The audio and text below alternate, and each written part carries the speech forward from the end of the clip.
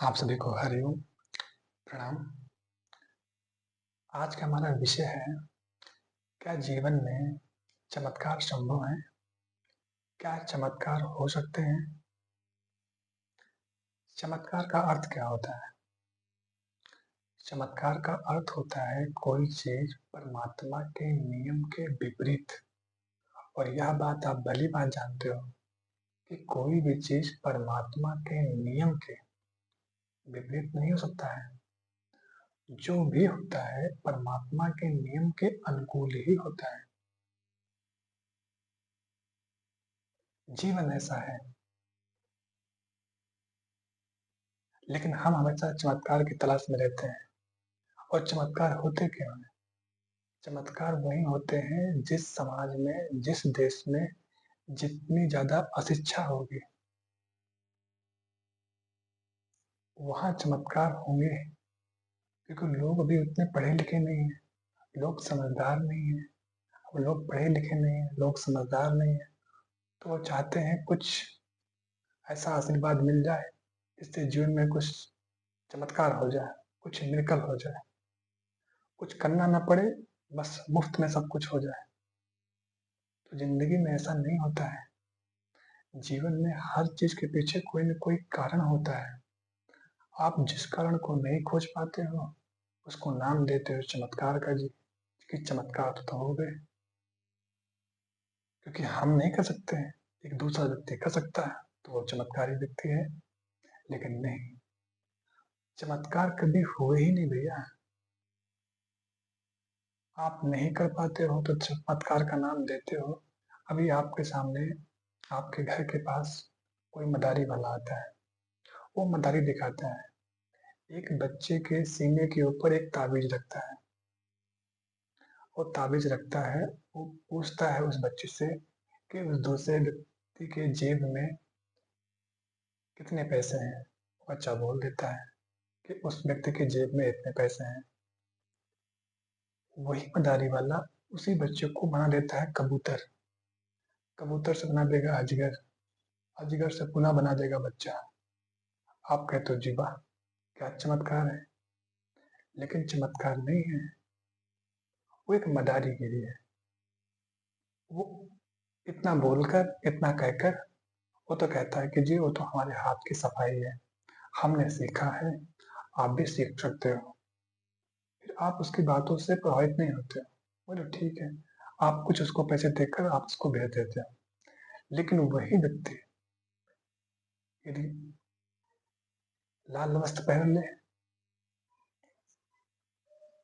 वो बैठ जाए किसी मंच पर और जी बोले हमारे ऊपर तो देवी जी आती हैं, हमारे ऊपर तो भगवान जी आते हैं, ये चमत्कार है क्योंकि हमको सिद्धियां मिली हैं। तो जीवन में एक बात याद रखना, हमारे यहाँ जो शास्त्र होते हैं, इसको बोलते हैं गीता, इसको बोलते हैं भगवान के अष्टावक्र महागीता। जीवन में कहीं भी किसी चमत्कार का उल्लेख नहीं है। चमत्कार कभी नहीं हुए, ये बात सच है। और चमत्कार में उलझोगे तो जिंदगी में सिवाय दुख और पीड़ा के आप कुछ नहीं पाओगे। पूरी दुनिया में, सारे कंट्री में कहीं कोई चमत्कार नहीं होते, केवल इंडिया को छोड़कर। पूरी दुनिया में कहीं कोई पुनर्जन्म नहीं होते, केवल इंडिया को छोड़कर। सारे पुनर्जन्म इंडिया में होते हैं, भारत में होते हैं। सारे चमत्कार भी भारत में होते हैं। क्यों? क्योंकि सारे जो व्यक्ति हैं हमारे यहाँ पर, देखोगे तो शिक्षा का अभाव है।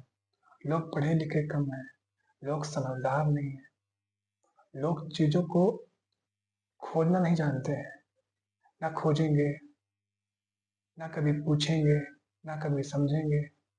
बस किसी ने आकर कोई बात बता दिया, बस मानकर उसके पीछे चल पड़ते हैं। इसलिए हमारे यहाँ पर इतने ज्यादा आपको मिलेंगे फॉलोवर, इतने ज्यादा आपको मिलेंगे भक्त। क्यों मिलेंगे? भक्त का मतलब क्या होता है? उनको कोई चीज खोजने नहीं है, बस गुरु जी खोज लिए हैं, गुरु जी के पीछे चल पड़ना है। गुरु जी खोजेंगे तो गुरु जी जानेंगे, तुम खोजोगे तो तुम जानोगे। गुरु जी भोजन करेंगे तो गुरु जी की भूख मिटेगी। आप भोजन करोगे तो आपकी भूख मिटेगी। गुरु जी पानी पिएंगे तो गुरु जी की प्यास बुझेगी। आप पानी पियोगे तो आपकी प्यास बुझेगी। लेकिन हम कहते हैं जी नहीं, संदेह तो करना ही नहीं है, क्योंकि गुरु जी ने कह दिया है जी, बस जैसा मैं कहता हूँ वैसा मेरी बात को मान लो। और आप मानते इसीलिए हो क्योंकि आपको चीजें पता नहीं है, आप बिल्कुल अज्ञानी हो। और अज्ञानता से पैदा होता है भय। एक जो अज्ञानी व्यक्ति होता है उससे पैदा होता है भय। भय से पैदा होता है अंधविश्वास। अंधविश्वास से पैदा होता है अंधभक्ति। अंधभक्ति से इंसान का जो विवेक होता है वो बिल्कुल शून्य हो जाता है। उसको फिर दुनिया बना लेती है गुलाम। और गुलाम क्या होते हैं? गुलाम फिर गुलाम ही होते हैं। वो दूसरों के अनुसार चलाए जाते हैं। दूसरा जो कहता है वो वैसा करते हैं, क्योंकि उनकी अपनी चेतना, उनका अपना बोध, उनकी अपनी समझ जगती ही नहीं। और समाज में ऐसे लोग भी हैं जो कभी चाहेंगे भी नहीं आपकी समझ जगे, आपका बोध जगे, आपका विवेक जगे। इसलिए समाज में ऐसे लोग बहुत कम हैं। थोड़े से लोग हैं जो आपको सच में प्रेम करेंगे, आपको जगाने का प्रयास करेंगे। पर जगाने वाला व्यक्ति हमेशा खाता है मार, हमेशा पाता है दुख, हमेशा पाता है पीड़ा। इसलिए दुनिया में जितने महापुरुष आते हैं, जब भी जगाने आते हैं तो हमेशा दुख पाए हैं। क्योंकि अंधों के बीच में जब कोई आंख वाला आता है ना, तो लोग को बर्दाश्त नहीं होता है। उनको लगता है कि वो व्यक्ति पागल है। पागल उल्टे खुद हैं, लेकिन कहते हैं कि वो पागल है। जीवन में ऐसे व्यक्ति हैं। इसीलिए आप चमत्कार के चक्कर में मत पड़ना भैया।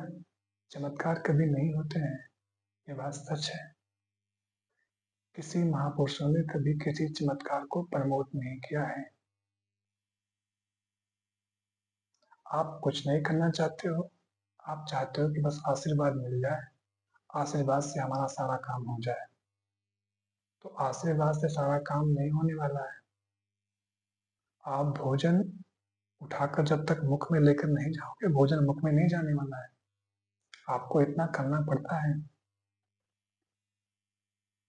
और जो व्यक्ति कुछ नहीं करना चाहता है, बस बिल्कुल बैठा रहना चाहता है और चाहता है कोई महापुरुष आ जाए, बस आशीर्वाद मिल जाए, बस जिंदगी में चमत्कार हो जाए, कुछ मिरेकल हो जाए, कुछ घटना घट जाए, तो ऐसा नहीं होगा।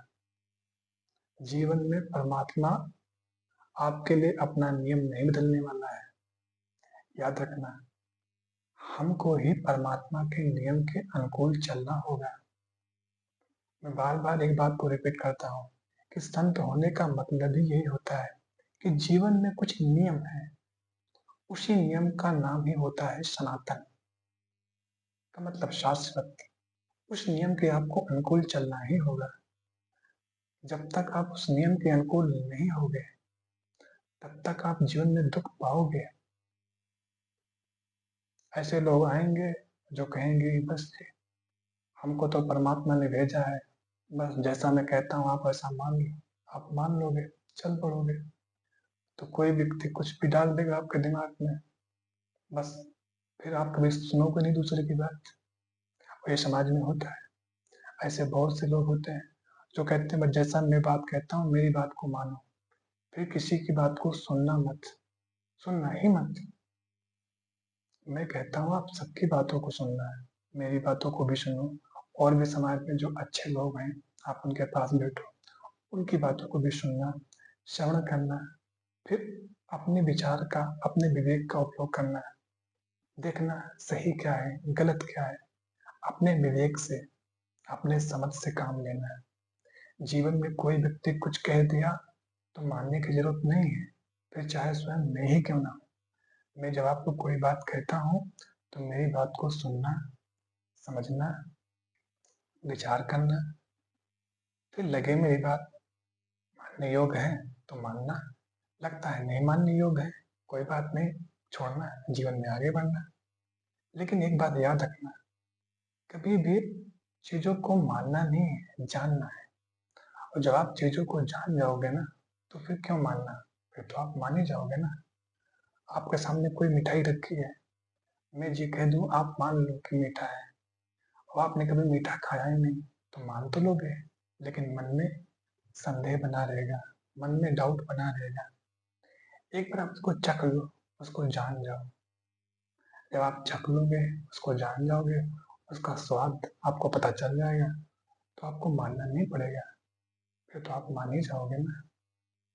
फिर वो आपका अपना ज्ञान बन जाएगा। अभी आप मानते इसीलिए हो कि आप जानना चाहते ही नहीं हो, खोजना चाहते नहीं हो, भटकना चाहते नहीं हो। आप कोई तकलीफ, कोई पीड़ा उठाना चाहते नहीं हो। आप जो चाहते हो कि बस बैठे बैठाए सब कुछ मिल जाए। ऐसा नहीं होगा। दुनिया के जितने महापुरुष ने जितना संघर्ष किया है, तब जाकर उनको वो मुक्ति, उस अवस्था को उपलब्ध हुए हैं। उतना ही संघर्ष, उतना ही स्ट्रगल, उतना ही आपको भी भटकना पड़ेगा। जीवन में कोई शॉर्टकट रास्ते नहीं होते हैं, और जिंदगी में हम इंसान चाहते हैं कि कोई शॉर्टकट रास्ते मिल जाए और हम उसके अनुसार चलना शुरू हो जाए। नहीं, शॉर्टकट रास्ते नहीं है। जितना भटकना बुद्ध को पड़ा, जितना भटकना महावीर को पड़ा, जितना मीरा को पड़ा, नानक को पड़ा, कबीर को, या दुनिया के कोई महापुरुष, उतना ही आपको भी भटकना पड़ेगा। क्योंकि बिना भटके कोई कहीं नहीं पहुंचता है। भटकना पड़ता है, रोना पड़ता है, तड़पना पड़ता है, बहुतों लोग के पास जाना पड़ता है, पूछना भी पड़ता है।